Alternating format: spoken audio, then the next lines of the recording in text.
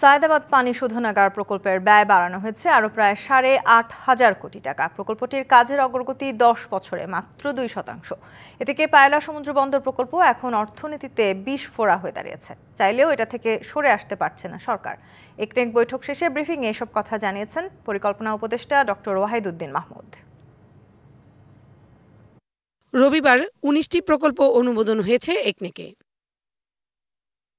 পরে ব্রিফিংয়ে বিস্তারিত জানান পরিকল্পনা উপদেষ্টা। পায়রা সমুদ্র বন্দর প্রথম টার্মিনাল প্রকল্পটির ব্যয় বাড়িয়ে দ্বিতীয় সংশোধনী আনা হয়। প্রকল্পটি নিয়ে হতাশা প্রকাশ করে পরিকল্পনা উপদেষ্টা বলেন, এটি অপ্রয়োজনীয় ছিল। এখন সরকার চাইলেও তা বন্ধ করতে পারছে না। দেশীয় ঠিকাদার এবং দেশীয় কিছু রাজনৈতিক প্রভাবশালী ব্যক্তিরা না থাকলে প্রকল্পের অগ্রগতি হয় না। এই চ্যানেলকে প্রত্যেক বছর যদি ড্রেজার দিয়ে খনন করা না হয় তাহলে এখানে সমুদ্র বন্দর দূরের কথা, ছোট ছোট নৌযানে করে পায়লা আনতে হবে।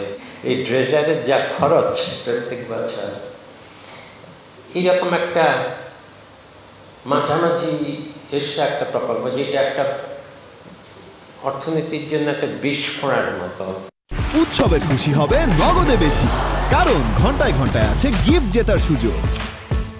এদিকে সায়েদাবাদ পানি শোধনাগার প্রকল্পে ব্যয় বাড়ানো হয়েছে আরও প্রায় ৮,৫০০ কোটি টাকা। প্রকল্পটির কাজের অগ্রগতিও হতাশাজনক। সায়েদাবাদ পানি শোধনাগার প্রকল্প ফেজ ৩ দ্বিতীয় সংশোধনী, এটাতে আমরা সময় ব্যয় করেছি। এটা ঢাকা ওয়াসার প্রকল্প। এই বছরের বরাদ্দ রাখা হয়েছিল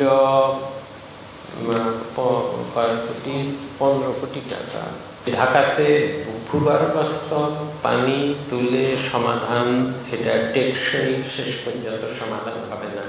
আবারও প্রাথমিক বিদ্যালয়ে স্কুল ফিডিং কর্মসূচি প্রকল্পের অনুমোদন দেয়া হয়েছে। আগামী ডিসেম্বরের মধ্যে রেকর্ড সংখ্যক প্রকল্পের কাজ শেষ হতে যাচ্ছে বলেও জানান উপদেষ্টা। সম্ভব হলে সব স্কুলেই দেওয়া হবে এবং এগুলো সবই dry food. Farhana Juthi, DBC news, Dhaka.